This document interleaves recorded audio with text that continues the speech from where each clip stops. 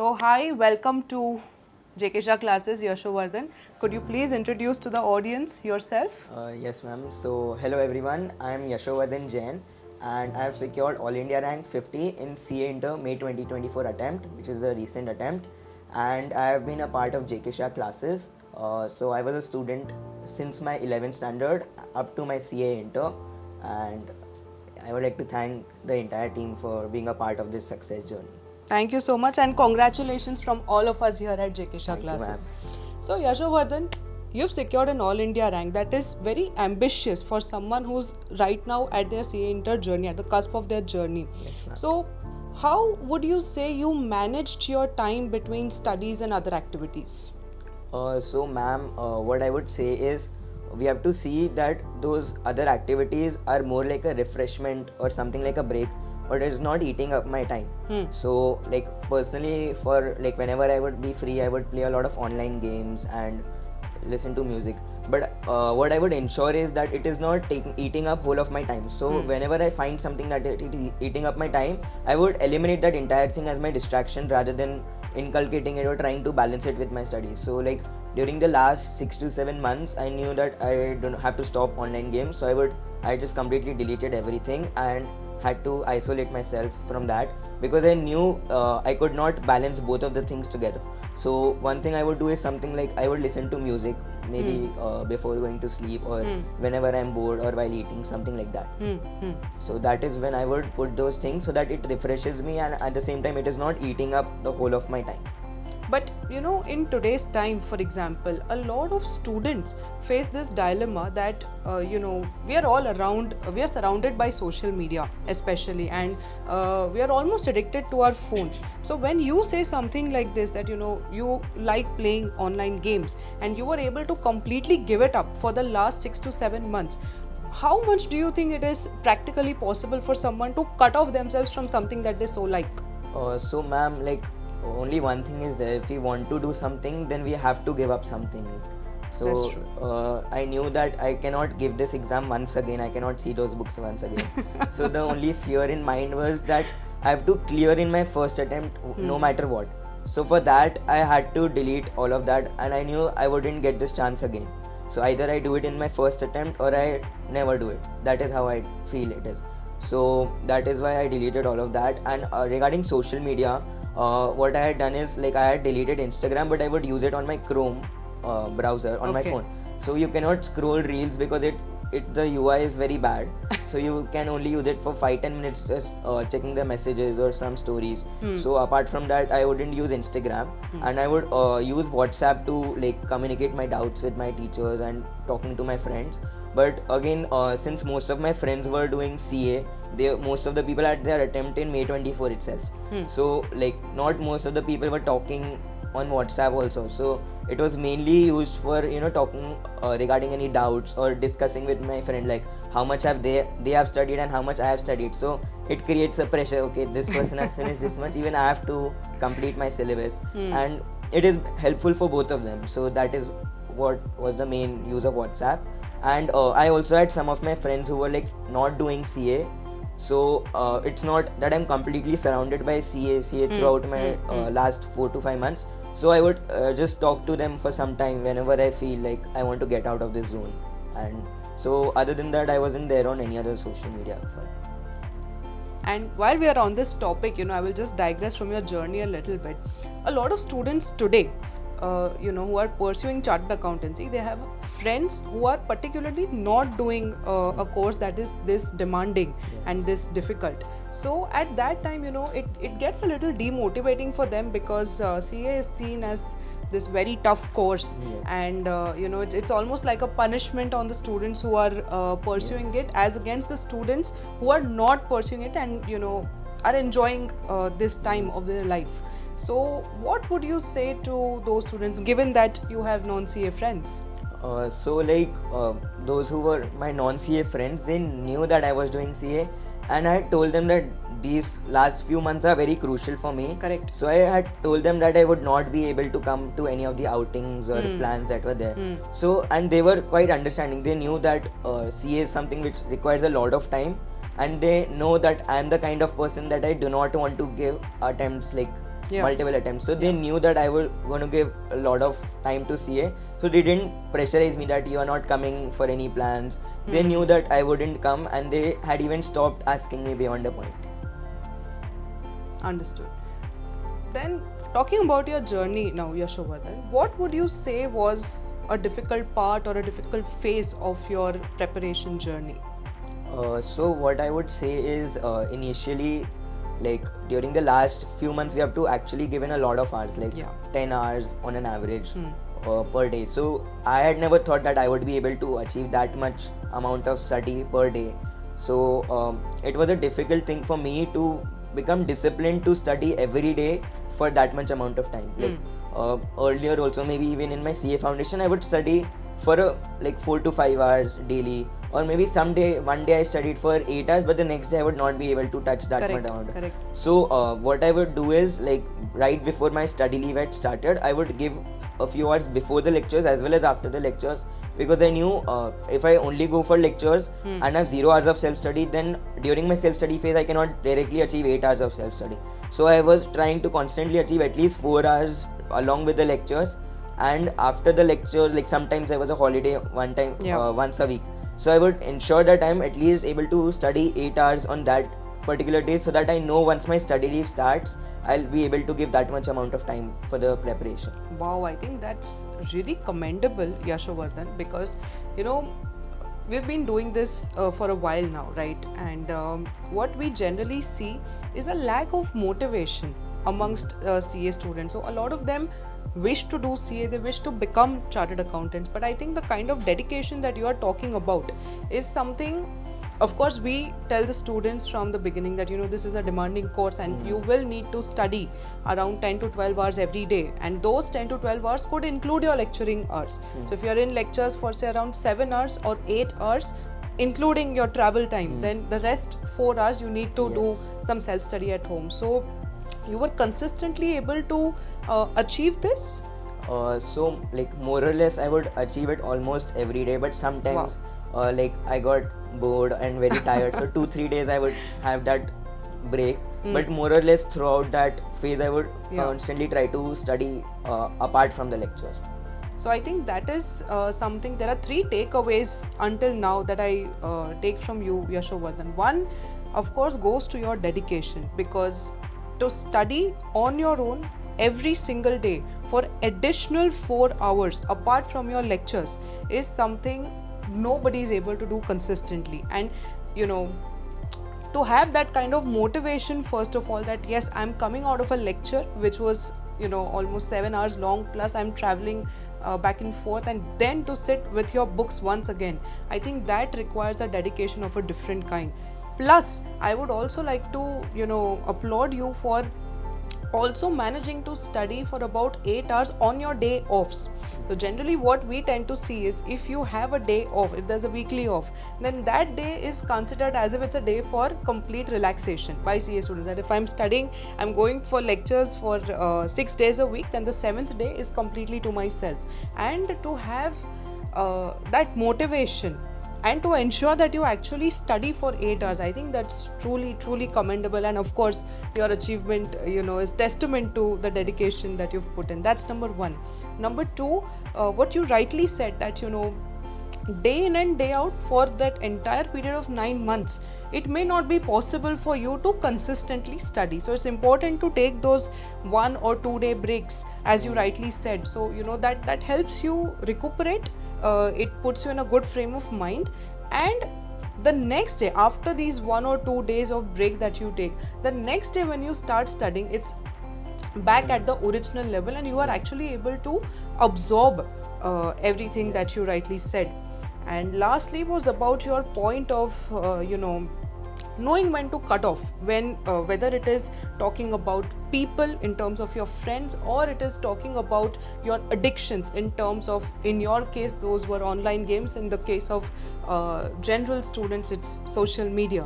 It is important at this point of time to have people who truly understand the course that you are pursuing, and they should be supportive of you. They should understand that this is a difficult course and it will require that much time. So I think only quality people in your life, and to be able to cut off when necessary. Yes. Right? I think these are 3 really good takeaways that you're sharing with the entire audience. Going further, Yashvardhan, is there any particular mentor or any particular teacher that's had an impact on your journey? Yes, so it was like our SM teacher for C Inter, Professor Shyam Soni sir. So like actually he has been teaching me since CA Foundation. Yeah. So like at that time I had like nothing to describe that I had like I was a good student. So he identified me in the class itself, like the way I would ask him questions. So he would tell me that I am confident in you, that you are going to get a rank in C Inter at that time itself. Wow. Like most of my C Inter teachers would say that after I had gotten good marks in CA Foundation. But he had said that to me right during my CA Foundation classes itself, that you will get good marks in CA Foundation as well as in Inter. He said that you can get a rank. And he was constantly like, even during my study leave for CA Inter, I would text him a lot of times and even speak him on call that if I have any question regarding the subject SM or any general question like regarding my preparation, so he would constantly like help me. So I would like to thank him for that. And even after my exams, like I had a like dilemma of which field to choose for articleship and all. So he even guided me for that. So, Wow. Yeah. And just a correction, so like that thing which I said that I would study constantly for like 4 hours after the lectures was not from the start of the journey itself. Like our classes had started in July and our CA Foundation result came in August. Yeah. So that discipline I actually started towards the end of September or October when like, so during the first 3-4 months even I was not consistent enough. I would take breaks on that one weekly day. But after that I realized that my preparation is not going up to the mark. So I had to buckle up and use those extra hours for my study. Understood. That's commendable, I think.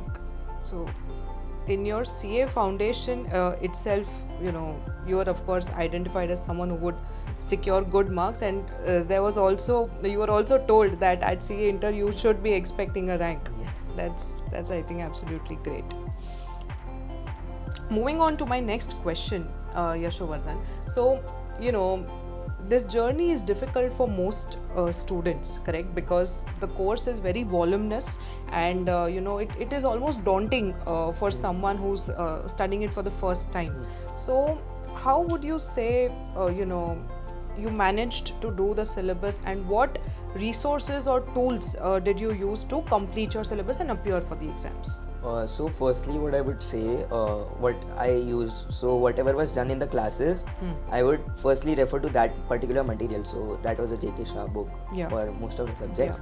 And apart from that I would also refer to the ICI SM study module. So mainly for practical subjects. So what I would do is I would firstly solve all the questions which were done in my class, and then a few extra questions which were at the back of the book, and then I would move on to the ICI module and see if there are any sums which are new or any illustration which might not be covered. So that 1 or 2 things which I would find, I would try to solve them. And if they were difficult, I would mark them for subsequent revisions, and if not, then I would strike it off that okay, this chapter has no new questions we have to do from ICI study material. Apart from that, the past papers and RTP, MTP are a must, at least for our particular attempt, and at least 1-2 attempts prior if possible. That is a must because it gives it gives you an idea of how ICI asks questions, especially for theory subjects. Correct. You cannot study each and every word for theory subjects, so you need to know what kind of questions ICI asks and how are you supposed to answer those questions. So that I think becomes an important part to refer to all those resources. Apart from that, I would say like it is important to use technology also for studying. So like I would refer to YouTube videos, like revision videos, and I would listen to them constantly during my unproductive hours. So like in audit, there was one chapter like audit of items of financial statements, which almost everyone skips because it is so big and it is just general things. So what I would do is like 10 days before my CA Inter exam was about to start, I would listen to a random revision video on YouTube. I would listen to it 2-3 times. So like while eating my breakfast, dinner, lunch. So that way I would listen to it 3 times a day, and for 4-5 days I would continuously listen to that video. So without studying that chapter, I at least have some points in my mind that how I have to do things. Apart from that, if I cannot learn a particular answer, I would record my voice and listen to that also. So voice notes. Yeah, voice notes. So that also I used a lot for my preparation. Okay. So can we safely say that every minute of at least 6 months of your journey were completely put into preparation for this exam? Yes, you can say that. Apart from sometimes when you actually need a break. Yeah, like, of course. Yeah. Of course. So like I had dedicated some days specifically that I have to take a break on that day. I have to go out. So like 10 days before that, I know I have to finish a subject a day before that, so that I'll take a break the next day, and then after that I'll start with a fresh subject. Wow. So that is how So that's good planning also. Yeah. And when did you make these plans for yourself? So So were they on a weekly basis or a monthly basis? So like I could not plan right from day one itself that Yeah. how my every day would look like. Yeah. So when our lectures got over, that was around last week of January or something. At that time, from that point till the exams, we had to stay at home and study. Yes. So I made a broad plan that how many revisions I want to do and divided that. So like I had initially planned 3 revisions, but I during my first revision I took a little bit more time for each subject. So I then cut down to 2.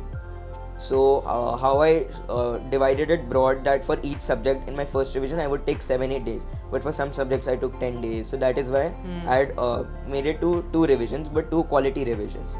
So I had just planned that I'll take 7-8 days per subject in my first revision, then these many days for second revision, and that was just a broad plan. Then once I actually have to do a particular subject, like my first revision for let's say accounts has started, so that time I would plan for that subject only, that my next 7 to 8 days how would I do it, like today I'll do these 2 chapters, tomorrow I'll do that. So that broad plan I would do it. So I think being agile even in your prep stage, even though you have a broad plan for the next 3 or 4 months, I think being agile is what helped you, constantly evolving with what is your actual input for each subject. That's great. That's great. I will just take a minute of the audience's time to give reference of what he mentioned in the past. Number 1 was about there being questions at the back of the textbook. So what he means by that is that there is a textbook which has a classwork section, and then after each chapter there is another section which consists of your homework questions or your past exam questions, and they are a compilation chapter wise for each subject, and that is what he referred to extra, that is in addition to the classwork, for him to be able to better prepare for his exams. Apart from that, he also mentioned that his lecture started in July when actually the result came out in August. So that refers to the early bird phase, which means students enroll for CA Inter and start their studies, although for a limited period of time before their CA foundation results are out, to give them an advantage over all others who wait for the results to come out and then start with their CA Inter journey. So that is what he meant when he gave references to each of these things. Coming back to you, Yashvardhan, so what would you say is one really memorable memory of JK Shah classes for you? So that I would say was during my foundation lectures. We had our maths sir, Ashish sir. Yeah. So like what he would do is he would always tell us that tomorrow I'll take a test on these particular topics which we studied today. After the class for 10 minutes, it would be 5 to 10 questions, and whoever gets full marks, they'll get a 10 rupee note or something. So that amount is not that big of a thing, but that if you win that, it creates a special feeling. Yeah. Like, and that note would always be a crisp new note, not a old note with a sticker on it, in which he would put a comment.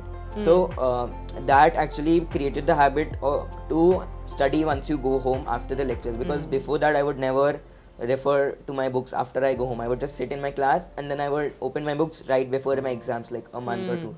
So that is when I actually started opening my books after the lecture and studying. So that let me push myself that once I come home, I'll study for that particular topic, because only then I would be able to answer tomorrow. So that is why it is an important thing for me, because that's what told me the importance of parallel revisions, and it is very important specifically in CA Inter. It might not be that important in CA Foundation, but in CA Inter the learning curve is very huge. Correct. And all the new subjects, and we do not know the pattern to study something like, for example, tax. It is totally new. We do not know how to approach that. So only when we give time to that, we would understand that this particular thing is working for me for this subject. So you know how you have to approach it after the classes are over. I think that's a great input from you, to inculcate that habit right at CA Foundation. So your CA Inter becomes seamless because, like you said, the learning curve is very steep actually. So if you have that habit inculcated right at CA Foundation, CA Inter gets that much easier, of course. And last question for you, Yashvardhan. What advice would you like to give all the juniors who are looking at you today? One thing I would say is to not be scared of what is coming. You have to be brave to face whatever is coming. So when I was in my CA Foundation, I would go to a library to study. So there were a few students who would study for CA Inter. So I would see they have like 600 pages book for law and a huge page book for audit. And I personally run away from theory subjects. So I got really scared that I can do foundation, the number of pages is quite less for theory subjects, but in CA Inter there are so many theory subjects. How would I be able to do? And I would always run away from theory. So what I realized is what I had done, I might have not been able to think that I would have done that. So I just followed whatever my teachers and my seniors told me, and it worked for me. So what I would say is not be scared, just follow the path. It is a tested path. A lot of people have gone through this. So just follow that path and be consistent, and you will be able to crack any exam, not just CA, any exam. I think that's absolutely great piece of advice. So thank you so much, Yashvardhan, for being with us today. And I'm sure this interview is going to help a lot of students who are right now preparing for their upcoming CA Inter exams. So thank you so much, everyone. And thank you to all the audience for staying tuned in till this time. Thank you so much. And congratulations once again. Thank you, ma'am.